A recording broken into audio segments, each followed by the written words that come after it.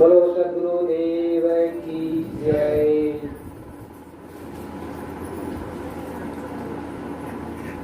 आज भारतीय परंपरा में या कहें इस भारतीय मध्य युग में संत सम्राट सद्गुरु कबीर साहिब एक ऐसे महान महापुरुष हुए हैं जो किसी गांव, किसी देश, किसी मोहल्ला में नहीं किंतु पूरे संसार में उनकी वाणी की गूंज फैल रही है। क्योंकि जो कबीर साहब का अर्थ ही होता है कबीर का श्रेष्ठ, महान, बड़ा, और उनकी वाणी ऐसी धारदार वाणी है जो किसी से कटती नहीं है। तो आज गुरुवर कबीर का हम जन्म जयंती मना रहे हैं, तो हमें विचार करना चाहिए कि हम सब सद्गुरु कबीर साहब की जयंती मनाते हैं, तो ऐसी कबीर साहब में या कबीर पंथ में कौन सी खासियत है, इसको हमें जानना जरूरी है। कबीर साहब की खासियत यह है कि कबीर साहब जिंदा को पूजते हैं। कबीर साहब का मतलब कबीर पंथ में जिंदा को पूजा जाता है, जड़ को नहीं। और जो व्यक्ति जड़ की पूजा करेगा तो क्या होगा?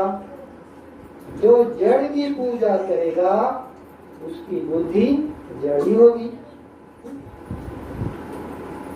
जैसा को तैसा मिले।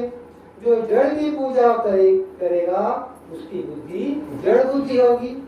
इसीलिए कहते हैं कि कबीर पंथ में जिंदा की पूजा होती है, जड़ की नहीं। और कबीर पंथ में भी एक शाखा नहीं है, कई शाखा है। तो उसमें भी क्या रखते हैं? मूर्ति तो रखते हैं, मूर्ति रखते हैं, लेकिन वहाँ के जो महंत होते हैं उसकी पूजा करते हैं। अन्य भी शाखा भी है तो वहाँ मूर्ति जरूर है, लेकिन वहाँ के जो महंत होते हैं उसकी ही लोग पूजा करते हैं। और किसकी पूजा होती है? दूसरी बात, जो निर्मल संत होते हैं, जो निर्मल मन के और पवित्र मन के होते हैं, ऐसे संत गुरु की पूजा होती है। पहले ऋषि मुनि कहाँ रहते थे? जंगल में रहते थे। लेकिन जंगल में रहते थे और क्या करते थे? श्राप दे देते थे। थोड़ी थोड़ी बातों में गुस्सा आ गया, क्रोध आ गया तो श्राप दे देते थे। लेकिन आज वर्तमान में कोई भी संत महात्मा कहाँ रहते हैं? समाज के बीच में रहते हैं और जन भाषा में बात करते हैं और जनता को सही राह दिखाते हैं। इसीलिए कहते हैं गुरुवर कबीर क्या कहते हैं? करे विचार विकार परिहरी तरण तारण सोय, कहाँ ही कबीर भगवंत भजु नर द्वितीया और न कोई। साहब कहते हैं कर विचार विकार परिहरी, विचार करो और विचार करके अपने गुण दोषों की परख करो और दोषों को बाहर निकालो और गुण को ग्रहण करो। कर विचार विकार परिहरी तरण तारण सोई। और जो अपने आप को रखकर समझ करके अपने आप का कल्याण करता है वही दूसरों को भी सही मार्ग दिखाता है। कर विचार विकार परिहरी तरण तारण सोय, और कहा ही कबीर भगवंत भजु नर दुनिया और न कोई। इस जगत में, इस संसार में और अलग से ईश्वर और भगवान परमात्मा मिलने वाला नहीं है। और मिलेगा तो कौन? जो अपने दोषों को दूर करके अपने मन को निर्मल और पवित्र करके इसी जीवन में अपने जीवन का कल्याण करता है और दूसरों को भी सत्य के मार्ग पर आगे बढ़ने की प्रेरणा देता है, वही असली संत है, सदगुरु है और भगवान भी है। तो सदगुरु कबीर साहब हम सबको इस मानव जीवन से ऊपर उठ करके अपने जीवन का कल्याण करने की प्रेरणा देते हैं, सीख देते हैं और कहते हैं कि कस्तूरी कुंडल बसे तुमने बताया, आप में ही मस्त होना है सिखाया। जिंदगी की दौड़ तुमने मिट डाली, कर दिया उस शांत जीवन में निराली। जन्म जन्मों की पिपासा हुई तर्पित, तेरी यादों में सुमन श्रद्धा समर्पित, तेरी यादों में सुमन श्रद्धा समर्पित। मैं संत सम्राट सदगुरु कबीर साहब के पावन चरणों में सत सत नमन करते हुए इन्हीं शब्दों के साथ मैं अपनी वाणी को विराम देता हूँ। बोलो संत सम्राट सदगुरु कबीर साहिब की जय। अभी हम सब लोग श्रद्धेय संत श्री उमेंद्र साहब जी के बहुत सुंदर विचार श्रवण कर रहे थे। आप लोग सब लोग चिरपरिचित है, श्री कोमल साहब जी के साथी है, इसी आश्रम में निवासरत है और साधनारत है। और जो संत साधनारत है, जो साधना करते हैं, उसी के अनुभव को हम सब लोगों को देते हैं। हम सब लोग निश्चित ही सौभाग्यशाली हैं, क्योंकि हम लोग कबीरपंथी है। किसी प्रकार भ्रम अंधविश्वास नहीं, चमत्कार में हम लोग नहीं पढ़ते हैं। इस प्रकार से हम लोग असली ज्ञान के हम लोग अनुभव करते हैं और संत सम्राट सदगुरु कबीर साहब के विचारों को लेकर के हम लोग आगे बढ़ रहे हैं। तो बहुत सुंदर अभी उमेंद्र साहब जी के हम लोग विचार श्रवण किए। आइए विचारों की कड़ी में हम ले चलते हैं। आप ही के गांव में 2 आश्रम हैं, आप लोग सब जानते हैं। हमारे बीच हमारे ही साथी संतोष साहिब जी भी विराजमान है, जो कि एक दूसरे आश्रम में निवासरत है। आपसे भी मैं करबद्ध निवेदन करता हूँ कि आप भी हम सबको सदगुरु कबीर साहब जी के विचारों से आप ललित करने की कृपा करें। बोले सदगुरुदेव की जय। सदगुरु कबीर साहब की जय। धन्यवाद।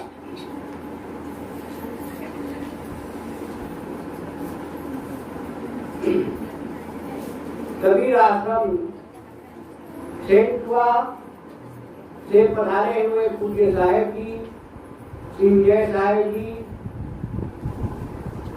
अर्जनी वंदनीय संत समाज, धर्म प्रेमी बंधुओं, श्रद्धा मूर्ति देवियों,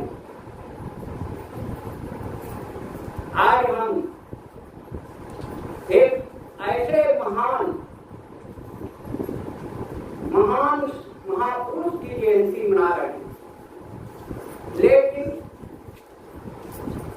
हम 2 एक महापुरुष और एक ऐसे संत की स्मृति मनाने जा रहे हैं। आप सब लोग जानते हैं संत आधार साहेब जी, जो इस आश्रम के संचालन करता थे। अगर उन्होंने यहाँ पर आश्रम का संचालन नहीं किया होता तो आज हम यहाँ सत्संग नहीं कर पाते। एक की हम जन्म जयंती मना रहे हैं, एक महापुरुष की और एक संत की स्मृति दिवस। संत आधार साहेब की स्मृति दिवस 25 मई को मनाया जाता है, लेकिन इस बार 15-20 दिन के पड़ रहा था, इसलिए दोनों को जोड़ करके एक कार्यक्रम रख दिया गया सदगुरु जयंती के उपलक्ष्य में।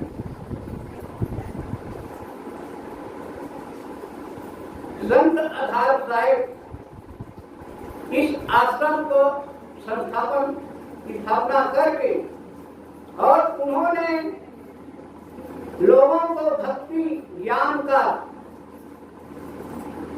बीज दे करके, ज्ञान दे करके वे इस संसार से चले गए। आज उनका नाम हम लोग ले रहे हैं। और दूसरी बात है, एक महान संत सतगुरु कबीर साहब, जगत प्रसिद्ध अध्यात्म के प्रणेता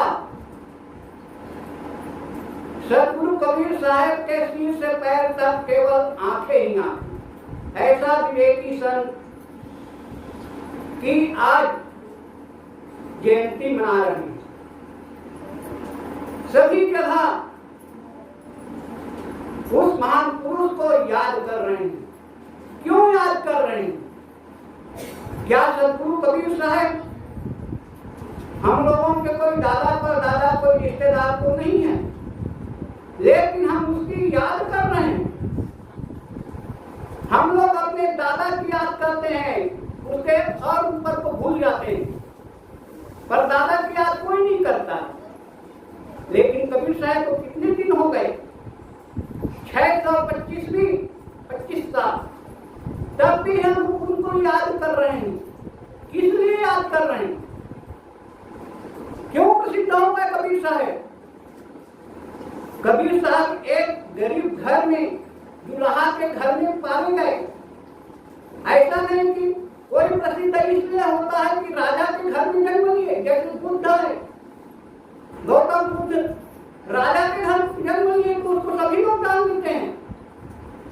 महावीर है, राम है, भगवान राम, भगवान कृष्ण, ये सब राजा के घर जन्म लिए हैं, इसलिए जगत प्रसिद्ध हो गए। लेकिन सतगुरु कबीर साहब कहाँ जन्म लिए? कोई जानता नहीं किस माता के गर्भ से जन्म लिए। बस ऐसे कमल उन पर नीरुणिमा दंपति ने उसको पाया और अपने घर में जाकर तो उसका पालन पोषण किया, इसलिए वो प्रसिद्ध हो गए। ऐसा नहीं, कोई कैसे जन्म लेता है, कहाँ जन्म लेता है, इसका कोई ज्यादा ये नहीं है। उसकी प्रसिद्धि होती है उसके कर्तृत्व और उसके व्यक्तित्व की। कबीर साहब ने ऐसा हम लोगों के लिए मानवता का सीख दिया और उसी के कारण आज सतगुरु कबीर साहब जगत प्रसिद्ध है। आज उसके वाणी का रिसर्च किया जा रहा है, लोग उसके वाणी को लेकर के पढ़ रहे हैं, पढ़ाई कर रहे हैं। लेकिन सतगुरु कबीर साहब को तो लोग कहते हैं कि वो पढ़े लिखे नहीं थे। ऐसी बात नहीं, कोई डिग्री ले ले, बहुत पढ़ लिख ले तो वो प्रसिद्ध हो जाए, ऐसी बात नहीं है। आज इतने बड़े बड़े हैं पढ़ने लिखने वाले लोग जिसके पास कई डिग्रियां हैं, लेकिन उसको दूसरा वो अपने नाम को प्रसिद्धि फैलाने के लिए पेपर में देता है, टीवी में उनका आता है, तो भी नहीं जान पाते हैं। लेकिन कबीर साहब के जमाने में तो कुछ नहीं था, ना कोई मीडिया था, ना कोई मोबाइल था, न कुछ नहीं, तो भी आज सतगुरु कबीर साहब इतना छा गए कि प्रसिद्ध। क्यों? वो अपनी सत्य वाणी, सत्य कसौटी और सत्य रहनी, सत्य कथनी, सब कुछ कबीर साहब का सत्य था, सत्य के प्रणेता थे। कबीर साहब निर्भय पुरुष थे, निर्भय पुरुष, वो किसी को डरे नहीं। और कबीर साहब के समय में ऐसे ऐसे खूंखार अत्याचार, सिकंदर लोधी जैसे, औरंगजेब और भी ऐसे खूंखार अत्याचार मुसलमान लोग थे उस समय, उन्हीं लोगों का राज सत्ता चल रहा था। उस समय कबीर साहब ने उन लोगों को फटकारते हुए, सतगुरु कबीर ने कहा, मुसलमानों को फटकारते हुए कबीर ने कहा, काजी तुम कौन की तरफ खानी, मुसलमान लोग कहते थे हमारा संप्रदाय बड़ा है, हमारे खुदा को मानोगे तब तुम्हारा कल्याण है। ऐसे मुसलमान को कहने वाले सतगुरु कबीर साहब ने डंके की चोट पर उनको कहा, काजी तुम कौन की तरफ पखानी, अरे ढंकन पकड़ रहा हूँ नीति वातर मती को नहीं जानी, अरे शक्ति अनुमान स्मृति करत हो मैं न बदूंगा भाई, अगर खुदाए तेरी स्मृति करत हो है आप ही कभी क्यों नहीं आई, अरे स्मृति कराए तुमको जो होना औरत को क्या कहिए, और अर्ध शरीरी नारी बखानी ताते हिंदू रही है, और पहली जने तो पंडित को होगा बरपाला था काशी में। सतगुरु कबीर ने पंडित को भी फटकारते हुए पंडित कहला रहे हो, अपने को पंडित कह रहे मैं बड़ा हूँ तुम छोटा हो, लेकिन अपने जो अर्धांगी कहने वाली जो पत्नी है तुम्हारी वो तो जनेऊ नहीं बननी, तो उसके हाथ से खा रहे तो शुभ नहीं हुआ। ऐसे कहने वाले सतगुरु कबीर साहब निर्णय सत्य बात कहने वाले सतगुरु कबीर साहब पंडितों को ललकारते हुए पाड़े पूजी पिया तुम पानी।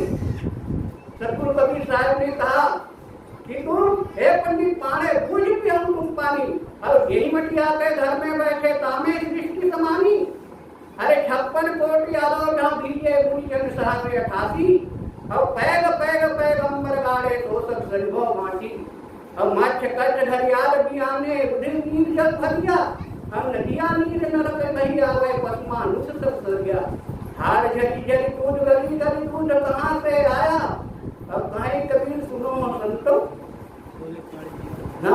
इस प्रकार सतगुरु कबीर साहब ने मारे पंडितों को भी फटकारते थे। तो सतगुरु कबीर साहब के समय इतना पाखंड, इतना चमत्कार, अंधविश्वास का बोलबाला था। सतगुरु कबीर साहब ने सबको चमत्कार पर्दाफाश किया और सबको सत्य की रास्ता दिखाते हुए उन्होंने सत्य ज्ञान की प्रेरणा देते हुए मानवता की सीख दिया। कितने लोग कहते हैं कि सतगुरु कबीर साहब को कुछ नहीं मानते हैं, न वो मूर्ति पूजा मानते हैं, न छुआछूत मानते हैं, न भूत प्रेत मानते हैं, न चमत्कार मानते हैं, न विश्वास, कुछ नहीं। सतगुरु कबीर साहब सब चीज मानते हैं, लेकिन उनका मानने का तरीका अलग होता है। सतगुरु कबीर साहब मूर्ति पूजा मानते थे, लेकिन किस मूर्ति की पूजा मानते थे? मूर्ति पूजा जैसे हमारे यहाँ आपके घर में कोई भी संत महात्मा आते हैं, कोई भी कहते हैं तो हमारे घर में 5 मूर्ति आया है, 5 मूर्ति, तो 5 मूर्ति आया है तो क्या वहाँ पत्थर की मूर्ति आया है क्या?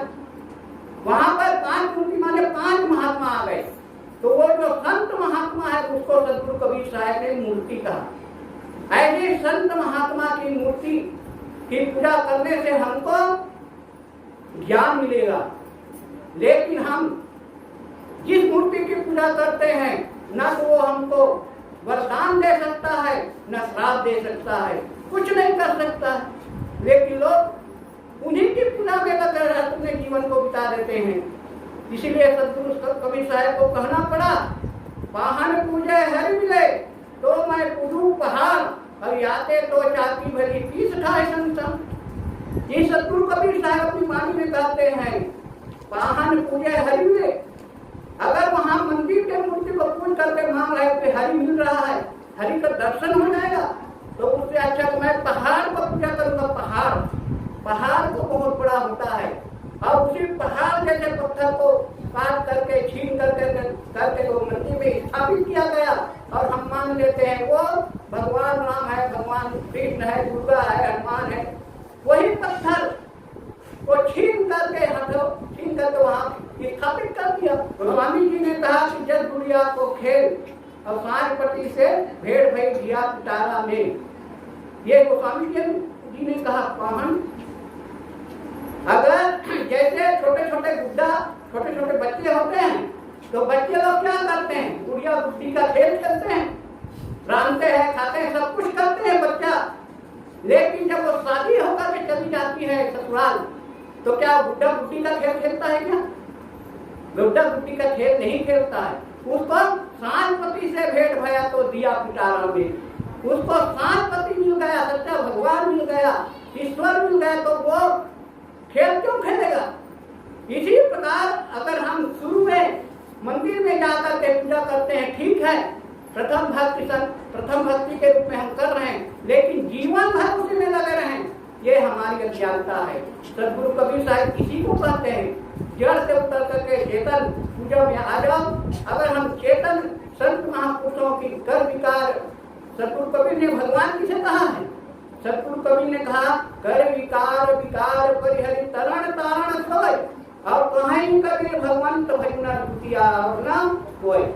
जो कर विचार, जो विचार करता है, विचार करके विकारों का परित्याग कर देता है और अपने जीवन को निर्मल बना लेता है, कृतार्थ कर लेता है, ऐसे संत महापुरुष ही, ऐसे मानव ही असली भगवान है और दूसरा कोई भगवान नहीं। ऐसे संत पुरुष की, महात्माओं की हमें पूजा करना चाहिए। तो इस प्रकार सदगुरु कबीर साहब ने तो, सदगुरु कबीर साहब की वाणी तो अनंत है, अनंत। एक शब्द गुरुदेव का दाता अनंत विचार। सदगुरु कबीर साहब की हम वाणी पर जितना अधिक गोता लगाएंगे, विचार करेंगे, मंथन करेंगे, चिंतन करेंगे, उतना ही अधिक हमें हीरा मोती मिल सकता है। लेकिन हम सदगुरु कबीर साहब की वाणी को पढ़ेंगे ही नहीं, जानेंगे ही नहीं, पढ़ेंगे नहीं, अध्ययन नहीं करेंगे, तब तो समझ नहीं पाएंगे सदगुरु कबीर साहब कौन थे, कैसे थे, उनका जीवन क्या था। इसलिए उनको कबीर साहब को समझने के लिए हमें विचार करने की आवश्यकता है। सदगुरु कबीर साहब की वाणी बीजक, कितने लोग कबीर साहब की वाणी को बीजक को नहीं जानते हैं। उनके वाणी की कोई कहते हैं अनुराग सागर है, कोई कह देता है गुरु क्या कबीर सागर है, कबीर मंसूर है। ये कबीर साहब की वाणी नहीं है। अनुराग सागर, कबीर मंसूर, ये कबीर की वाणी नहीं है। कबीर की जो सदगुरु कबीर साहब की वाणी है बीजक, बीजक प्रसिद्ध वाणी है। और बीजक में ऐसा कोई मत मतांतर की बात नहीं है, कोई ईश्वर ब्रह्म परमात्मा में पूजने की बात नहीं है। इसमें केवल मानवता की बात है। अपने जीवन के दोष दुर्गुण का निकालो और अपने आत्मा स्वरूप को समझो, लौटो, तुम्हारा कल्याण ही कल्याण है। हमारे जीवन में शांति ही शांति है। लेकिन हम सदगुरु कबीर साहब की वाणी को नहीं जानते हैं। मैं एक बात और बता दूं, इस संसार में उलटवासी कहने वाले सदगुरु कबीर साहब ही एक ऐसे संत हैं, वे ही हैं और कोई दूसरा संत नहीं है जो कबीर साहब जैसा उलटवासी कहा हूं। जैसे एक दोहा कहूं, सदगुरु कबीर ने कहा है कि पहले जन्म पुत्र का भयो, बाप जनमिया पाछे, अब बाप पुत्र की एक नारी की एक कोई काछे। ये उलटवासी कहने में उल्टा है। पहले जन्म पुत्र का भयो, पहले जन्म में पहले पुत्र का जन्म होता है, उसके बाद पिता का जन्म होता है, और बाप पुत्र की एक नारी है। ये अचरज कोई काटे, बड़ा आश्चर्य की बात है, लेकिन वास्तव में सही ऐसा ही होता है। थोड़ा सा इसका समझी तरह से बता देता हूँ। पहले जन्म पुत्र का होता है, क्योंकि संसार में कोई भी आता है तो पुत्र रूप में आता है। उसके बाद वो पुत्र जब किसी लड़की से शादी कर लेता है तो पिता बनता है। तो यही बात तो नहीं है ना कि पहले पुत्र का जन्म होता है, उसके बाद पिता होता है। और बाप पुत्र की एक ही नारी, पिता और पुत्र की एक ही नारी जाति से शादी होती है। ऐसा नहीं कि पुत्र के अलग कोई पिता की अलग नारी से होता है। नारी जात नारी होता है, तो नारी जाति से ही पिता की शादी होती है। तो इस प्रकार कहने वाले सदगुरु कबीर साहब अनेक ढंग से रूपक में और उलटवासी में हम सभी मानव को ज्ञान देने के बहुत बड़ा प्रयास किया। इसलिए आज वो जगत प्रसिद्ध है। वे उनके अंदर किसी पक्षपात की भावना नहीं है। इसलिए आज हम सब सदगुरु कबीर साहब को याद कर रहे हैं, उनकी जयंती मना रहे हैं। उनकी जयंती मनाने की सार्थकता यह है कि उसकी वाणी को अपने जीवन में उतार लें तो हमारा जीवन कृतार्थ हो जाएगा। मैं सदगुरु कबीर साहब को सर नमन करते हुए अपनी वाणी पर विराम देता हूँ।